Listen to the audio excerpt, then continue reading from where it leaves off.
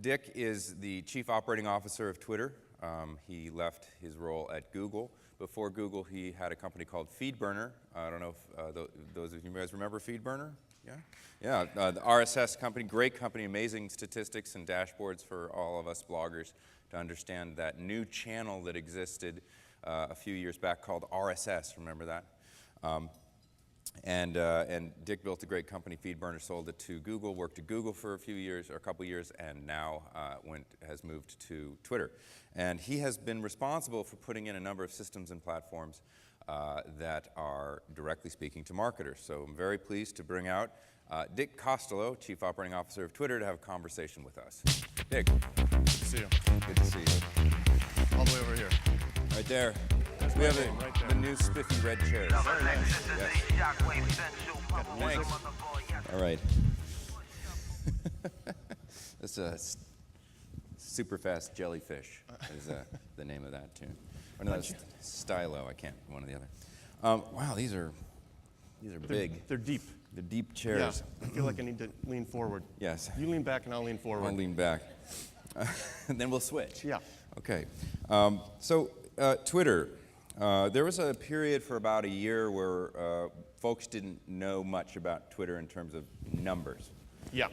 And then at your conference in April, you started to reveal some numbers about Twitter. So I'd like, for the benefit of these folks, how many of you are tweeting at the moment? All right, okay. Everybody else. At Dick C is Dick. So give us some, marketers love them some numbers. Right. So give us some numbers about Twitter. Tell us how big it is, how fast it's grown. Sure. So we're up to 190 million uniques a month now, and that's on Twitter.com. Twitter.com represents, only about 30% of the total traffic to Twitter, right? Most of the traffic is off Twitter.com, mobile clients, desktop clients like TweetDeck and so forth. So the 190 million uniques number is particularly interesting since that's only to Twitter.com. We're up to now 65 million tweets a day, and that's in an environment or a platform that we have come to realize is really a consumption environment, right? So lots of people use Twitter and don't tweet. Right. But we're 65 million tweets a day, over 330,000 new registrations a day, and that's up 10% from April. That's already up 10% from April. That's right. Yeah. And that's a good set of starting numbers for you. Yeah. Okay. So about a year ago or so, where were we? I'm trying to remember that. Much lower. Much lower. On all fronts, so we just crossed, I think we just crossed 50 million tweets a day. I'm going to get this wrong, but I would say at the end of last year or the beginning of this year. Right. So that's already up, another 15 million tweets a day. Registrations. Is there any way to measure that ecosystem? Because that's one of the things that people, we still have. The thing that's sort of distinct about Twitter is that it is a distributed ecosystem. Yeah. And we're all trained to think about a service or a platform as a destination. Sure. Is there any way to get your arms around the activity that occurs on all those third-party clients, on SMS, on all the rest of the ecosystem? We're moving toward that. There is. We just need to do things like implement certain callbacks into the API so that the ecosystem clients can tell us when certain things happen, and to the extent they do that, then we'll be able to measure those things a lot better. Right. And we're working on that. Right. You have a lot of things you're working on. Yeah. We're trying to actually narrow them down. We do have a lot of things we're working on. We're over 200 people now at the company, but we're trying to focus on a few specific things that need to get done instead of 90 different things. Right. So what are the core things that you're focusing on right now? Mm-hmm. So I would say the core things that, specifically related to this conference, the core things that we're working on are our advertising platform, promoted tweets, and we continue to work on scalability and reliability. That's just, as you can see, we're growing so fast. We're just laying down track as fast as we can in front of the train as it barrels down on us. And then we're going to make a lot more investment, and continued investment, I would say, in mobile, and be aggressive in mobile. It's obviously, well, it represents a significant a portion of Twitter traffic. It's a Right. huge global growth engine for us. We're growing at a ridiculous rate in Japan and Brazil and India because of our mobile clients. So we're gonna continue to invest hard there. So there's a lot to talk about. You mentioned promoted tweets, so let's start Yeah. there. And Now I I'm going think to lean back. Yeah, you I'm can going to use just I'm gonna, relax, into these sort of rather large club chairs that we've got going. I've got my club jacket. Yeah, you do. It's very Hamptons. Yeah, it's nice. Polo's next, and a gin and tonic. Should probably be appropriate. So let's talk about promoted tweets. Yeah. First of all, give us your 1 or 2 minute overview of what it is. Yeah, so the idea behind promoted tweets was that we wanted to blend together paid media and earned media into one platform. We didn't want, I said this back in November when I started talking about promoted tweets, we didn't want Twitter to be an environment where here was the content and then you had the ads in some sort of demilitarized zone somewhere in the rails. We wanted to leverage the existing platform and what companies were already doing with the platform to enhance the communications those companies were having within the environment with their customers. So the idea behind promoted tweets was to say, well, companies are already communicating with their customers. Let's just allow them to take their existing tweets that are already going out for free to all their followers and allow them to promote some of those tweets in places like search. And what promotion means is I can go into as a company, go into my campaign management tool for promoted tweets, select a few tweets and say, I want to associate these tweets with, for example, the following search keywords, Twitter search keywords. If I'm Starbucks, one of the keywords I associate my tweets with might be Starbucks, for example, or a hashtag I'm trying to popularize where that is popular already. And then what will happen is when you search on Twitter or eventually on one of the Twitter clients here, the first tweet at the top of the page will be highlighted differently, will be called out specifically as a promoted tweet, and will stay pegged to the top of the page for some duration, even as other tweets come in with that keyword in it. And so you're starting on search. Starting on search. And now, give us some statistics on how many search queries Twitter processes, because how many of you use search on Twitter? All right, so a lot of you use search on Twitter. How many of you have seen promoted tweets in the wild? About sort of a smaller percentage. Yep. So give us a sense of the actual volume of search. Yeah, so there are two answers to that question. The actual volume of Twitter search throughout the ecosystem is huge. I think we're up to now 850 million searches a day. Yeah, up to 850 million searches a day? On the platform. On the platform. But there's a ridiculously large percentage of those are API calls, right? Right. They're not so on it's like I've got Twitter.com. in my tweet deck. That's right. I've got, for example, a saved search that is That's running right. all the time on CM That's Summit, right? Or Right. like yesterday, people had WWDC That's right. as a saved search, and that's just hitting the search API over and over again, right? That's correct. And so, go that's ahead. right. No, so you're getting those refresh searches Right. count as part of that 800 million a day. Now, in your vision of where this goes, there'll be promoted tweets in those. So if I've got the WWDC Yes. search and I'm Apple and I want to promote my tweets about, might want to be Yes. a good example because I don't know that Apple would ever do that, but because they only Well, do let's go pretty with it. TV and We'll print go with ads. it. But We'll see if we can convince them to do it. good luck with that. Yeah.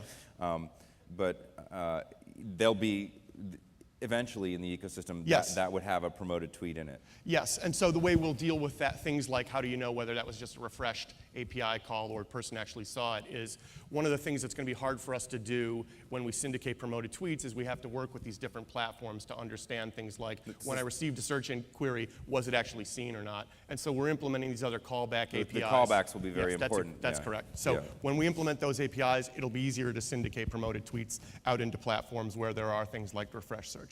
Right. So the actual number of seen searches is some much smaller number than Right. 800 million a day. Right, got it. And we'll know more about what that is when we see the callbacks implemented. Right, but you also have some, non-trivial number of searches that are directly on That's correct. Twitter.com, and that is where you're currently doing promoted tweets. That's correct. Okay. And that's a small percentage of the total number of searches, but we will be moving promoted tweets beyond search shortly into the timeline. All right. Now, into the timeline. So let's talk about that.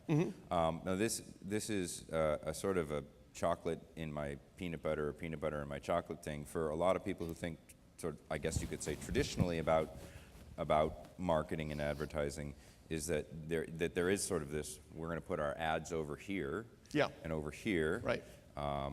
Or maybe down here on the left if you're a woman. We learned yesterday that apparently women like to look down in the left-hand corner and men ignore up here. But in any case, the putting it together in the timeline, that's could be seen as controversial.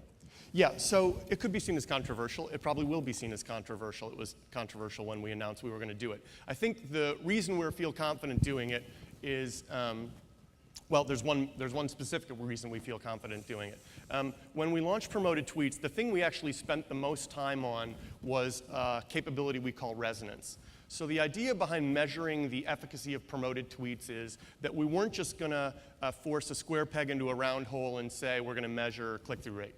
Because when we looked at the way companies were using Twitter to communicate with their customers, they were doing things like, you had brands doing things like using hashtags and encouraging the reuse of a hashtag, or asking for retweets. When movies tend to come out on Tuesdays, Wednesdays, and Thursdays, what they usually tend to do in their promotions is look for retweets. You have companies like Comcast who have their @Comcast Cares account and specifically reply to people and look for other replies. So we didn't want to say we're going to measure click-through rate and then suddenly every company on the planet, when they create their tweets and wants to measure the efficacy of them, has to put a link in it. So the idea behind resonance was to say, instead of just measuring one thing, we're going to measure the 9 or 10 ways that people can interact with a tweet to engage with it, right? And so it's replies, it's favorites, it's retweets, it's follows, it's reuse of a hashtag that was in the original tweet, it's clicks on the profile, it's clicks on the hashtag, right, so on and so forth. It's even things like impressions after a retweet. Was I retweeted by somebody that's very influential, or was it retweeted by somebody with 0 followers? So, and all that stuff, all though, of you're that, going to need to measure yes. that across the ecosystem. That's correct. So you have a lot of API work to do. Got a lot of API work to do, but that's well on its way to being complete. We've been working on that since we started this. So all of that goes into measuring resonance, and we use resonance to determine not just obviously the efficacy of the promoted tweet, but whether we're even going to continue showing the promoted tweet. So we know what the resonance is of a company's existing, last set of 10, 20 tweets. And what we'll do, what we already do, is say, if the tweet in promotion, if the promoted tweet doesn't rise to an expected resonance threshold, it simply ceases to be displayed as a promoted tweet. And how do you, this sounds a bit familiar in terms of, with what Google did that was kind of, I think, masterful at the time, is take GoTo's, approach to paid search and say, well, that's fine, that's well and good, but we're going to put a signal into that and say, if this ad doesn't kind of get a certain amount of clicks, it's going to fall down below and eventually off, right, of the paid results that you see. So you're putting in a signal called resonance that is similar, and that kind of gives a sense of that if the ad isn't good, if people aren't responding well to the ad, if it's not adding value to the ecosystem, that's correct. The ad disappears. It disappears. Right. And as I understand it, the marketer doesn't pay. They don't pay for those. That's right. They don't pay for the promoted tweet. It obviously still goes out for free to their followers. Right. That's right. Right. Yeah, you don't pay for impressions or engagement you don't get. But so explain exactly how you do pay. With money.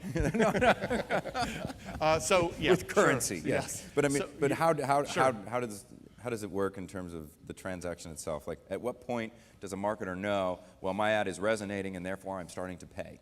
Sure, it's a bidded environment. We're going to have cost per impression and actually cost per engagement, and we can talk more about that. You'll set, but it's going to feel very familiar, right? You set budgets, and then you'll those budgets, but they're not guarantees, right? So you don't set a budget and say I'm paying cost per impression, and then you're going to be guaranteed to get X million impressions because it's based on resonance and it's not going to show. If the quality's not good, you're setting budgets and you'll either hit those budgets or you won't. And so what you're attempting to do with resonance, and there are a lot of different sort of calculations that go into it, Yes. right, is get ahead of the inevitable gaming of this that's going to occur, Yes. right? People are going to try to figure out how you're creating the threshold of resonance so they can game the system and do some arbitrage. That's correct. And all that wonderful stuff that you saw at Google, that you've seen. Do you expect that to occur? Yeah, of course. So Will you have resonance spam? Oh, of course, absolutely. So the benefit we have is of those who've gone before us, like you mentioned. So we have a bunch of ad engineers who now came into this project knowing that this was going to happen, and architecting for it and preparing for it.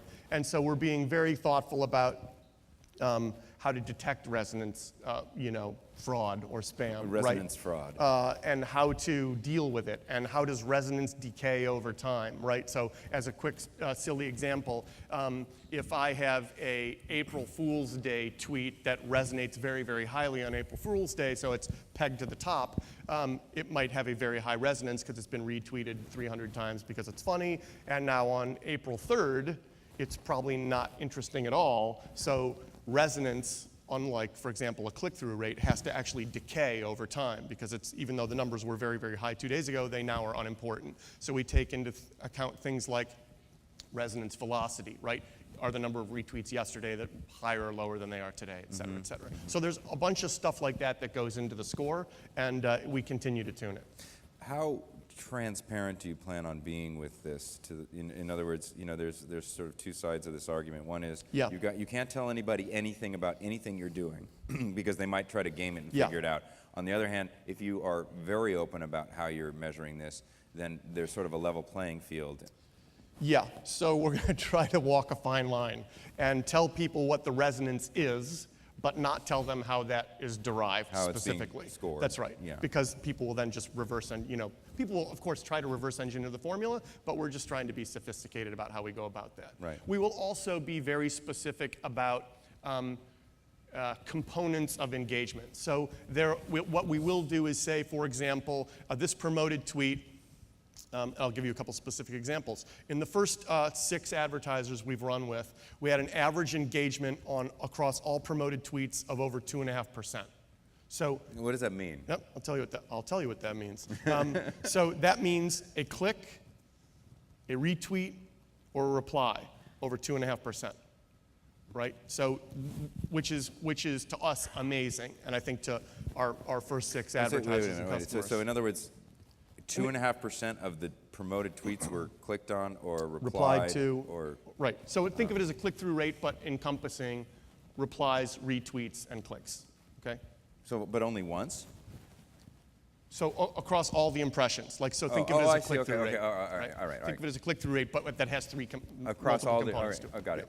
So yeah, that is pretty high. Yeah. So we're telling advertisers in our dashboard that they'll all get. You had this many replies, this many retweets, this many clicks. Sort of an engagement, because I'm the dumb guy asking questions. Right. When I stop, tell me if I'm asking stuff you already understand. But I want to make sure, just as a comparative metric. Yeah. Like the average click-through rate that has settled into our industry for display banners is 2 orders of magnitude lower than that. That's correct. Okay. Right. So, believe me, one of the reasons when I talk about promoted tweets right now, I'm so enthusiastic about it is, look, when we rolled this out, I fully expected to have to iterate on the idea and the model 10 times before we had something that worked.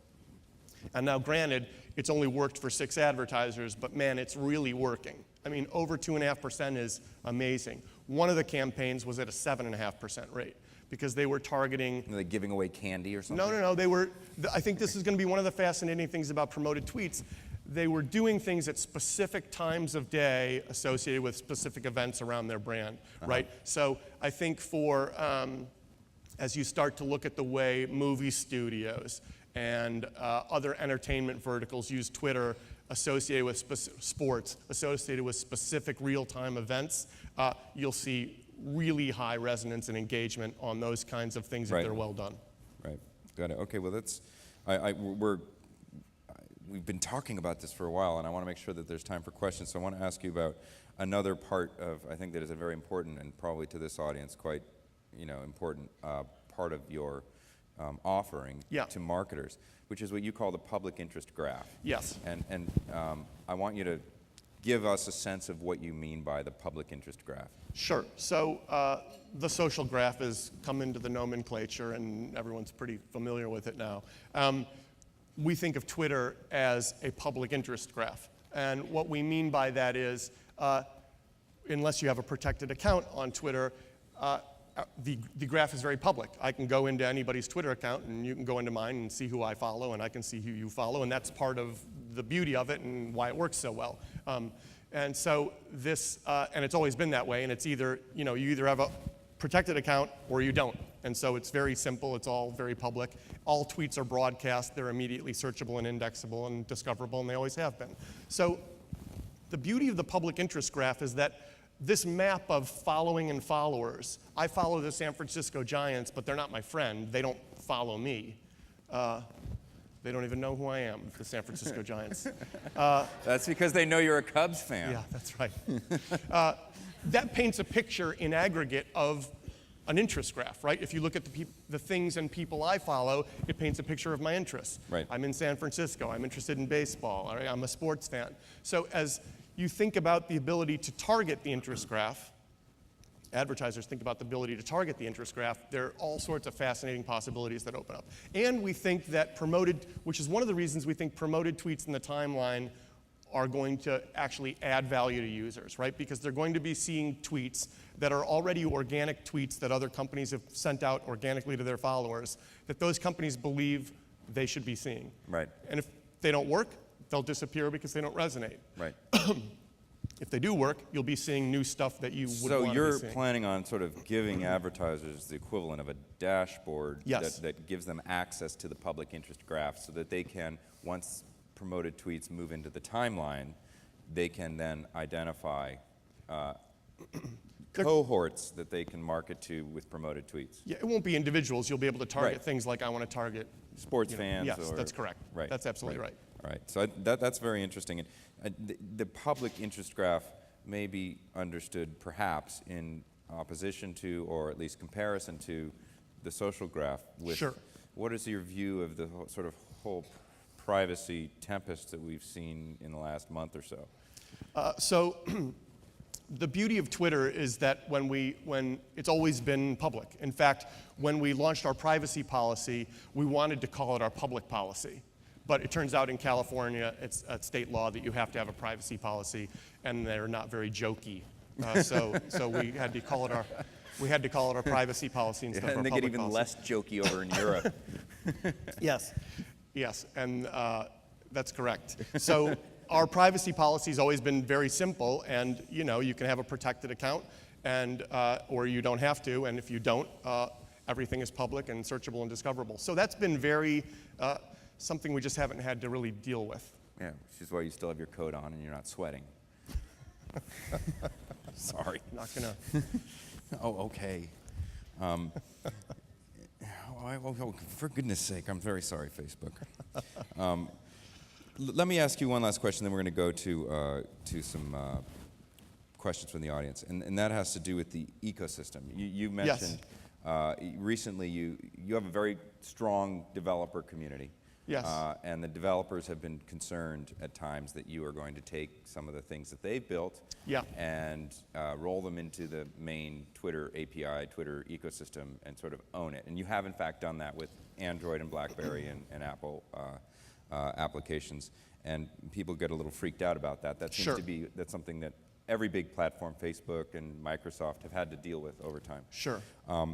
But your defense, in some cases, I think is an interesting one I want to ask you to sort of explain to this group, which is you want to protect the Twitter ecosystem, particularly when it comes to third-party ad networks. Can you unpack that a bit? Sure, so I will unpack that a bit. This countdown clock here is like a death clock, by the way. If you don't, when you're up here on stage, they've never ceased to freak me out. So there are, I'd say, two things that I would say to that. One is we're deeply concerned about protecting the user experience first and foremost. And to your last question specifically on the things that we said about third-party ads that we're not going to allow. We specifically are not going to allow certain third parties to inject ads into the timeline or into a timeline. And I'll tell you why we're doing that.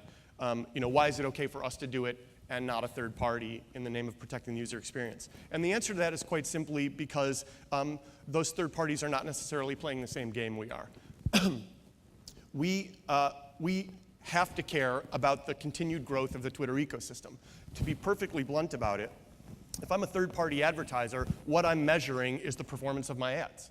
And so if I see that I do something and it causes the click-through rate to go up by 5%, I'm going to do that thing, even if it might have resulted in an overall decrease in Twitter use by 5% because it's particularly something that users don't like. So the third party will continue to do that thing that improves their near-term monetization at the expense of the user experience and at the expense of Twitter. And we're just simply not going to allow that. So that was, I think, in the end, a simple decision for us. Mm-hmm. On the other piece, on the broader, how do we feel about the ecosystem and how do we want to work with the ecosystem, we tried to kind of do all this stuff at once. Like we knew we needed to have a Twitter for iPhone client that was the Twitter client. When we actually watched people in a user lab try to find a Twitter client on the iPhone. And it's the most painful video you can possibly watch as they see things like, is this thing called Twitterific it? Oh, here's something called Echophone. That can't be it because it doesn't say Twitter. And these are all great applications, right? So we realized, my gosh, we're really shooting ourselves in the foot by not having a native client on these devices like Android, BlackBerry, and iPhone. So we did that. We made this announcement about the way we're going to protect the ecosystem and at the same time provide a monetization engine, promoted tweets to the ecosystem. And we've kind of tried to do all that at once. Right. We're going to also be rolling out this capability called annotations that will allow any third party to attach structured content to a tweet. Yep. So you could imagine things like, I'm making this up, right, but a tweet might be that you made a move in a game and the structured content associated with the tweet might be the move itself that a specific gaming Twitter client could actually render. Right. Which is going to allow a lot more sort of robust development applications to occur. Absolutely. So that's right. Yeah. So we think that annotations are going to provide more firepower to the ecosystem than anything that's been taken away. And you rolled out location as well. We've rolled out location as well. The questions. We got mics here. Anyone want to ask Dick and Twitter a question? We got one down here. Hi, Jonas Iger, Connections Media. Dick, thank you. This is fascinating. You talked about the analytics for the sponsored tweets. Yes. Can you speak a little bit to the analytics, where you're going with analytics for the rest of the organic Twitter sphere? Yes. We are going to have an analytics dashboard that works for commercial accounts, companies, and those using promoted tweets or not. And that's probably the extent to which we will roll out the dashboard. And I'm not 100% confident in that, but that's the current plan. And the reason for that is, one, it's a very expensive, not just in terms of dollars, but in terms of support and maintenance and so on and so forth. And it will ultimately, the dashboard will lead to questions, right? The amazing thing about analytics, having run FeedBurner, is that analytics are like quantum mechanics. The more information you get, the more you don't know, right? So we're going to provide this analytics dashboard to commercial accounts and promoted and companies using promoted tweets, and that will elicit lots and lots of questions. So it has to be something that's paid for that we can afford to respond to, right? Now, you could envision down the road saying, well, why don't you roll it out to people who are willing to pay for the analytics, and that may be something we do too. So, you can take what I said today with a grain of salt, and we may change our plans. Over here. Oh, and then. Yeah, John Patrick, Attitude LLC. I could anticipate that someone like perhaps Chuck Schumer might make a speech saying that the public interest graph isn't necessarily in the public interest. Are you anticipating political pushback on this idea where the voters say, this is really a privacy issue, and politicians being the geniuses they are in technology, I could see them having a heyday with this? Yeah, we're trying to be very, very clear about what we're doing before we get anywhere close to doing it. And we're trying to be as clear as possible and as public as possible for these kinds of reasons. The benefit of where we sit today is that everything, you either have a protected account or everything is really public.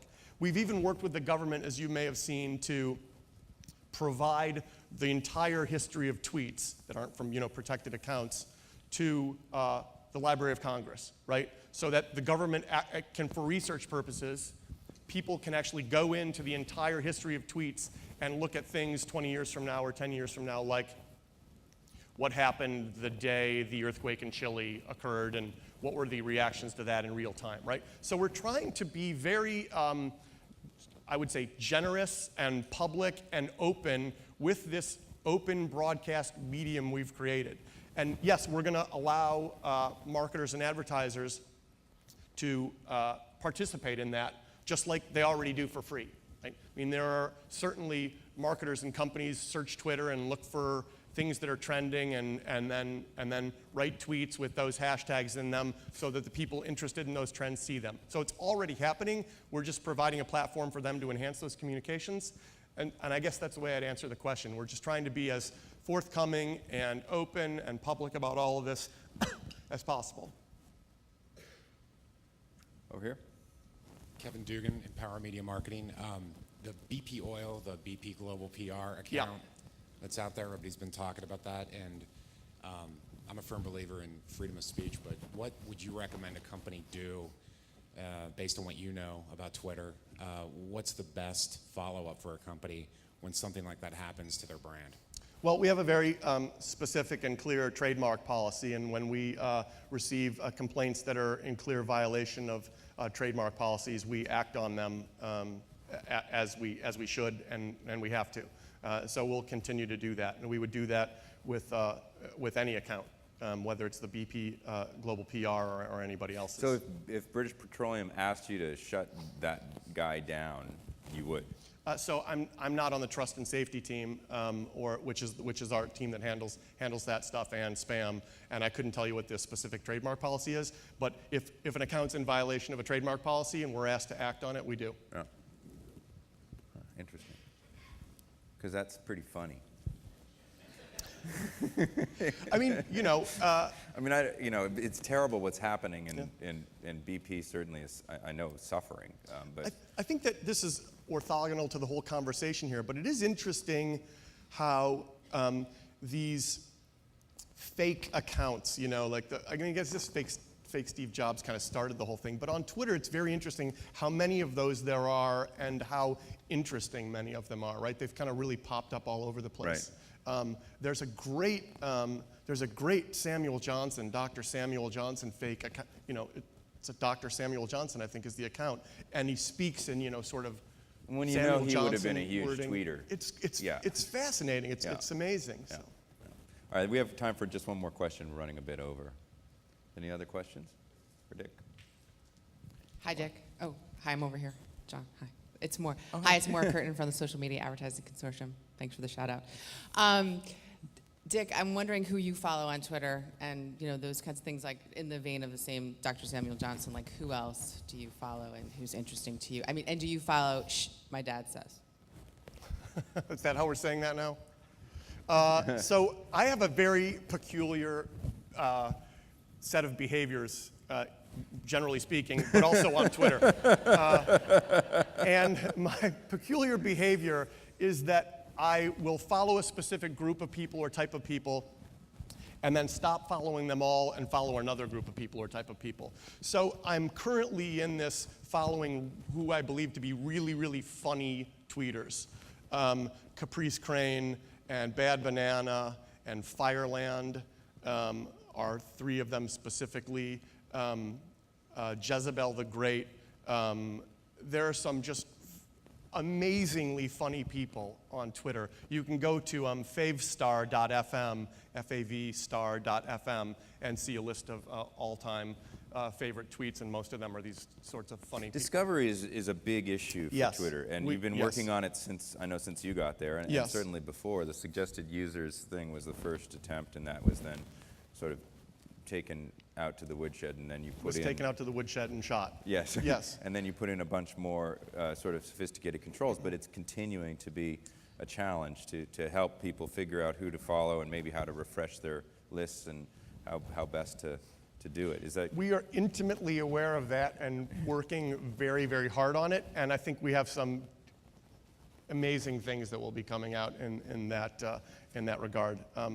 I have a propensity for hyperbole when I pre-announce features, so I'll get in trouble for this back at the office again. But we're working on that a lot. We know it's a difficult problem on Twitter right now, and it's important that people be able to follow who they want to follow. Great.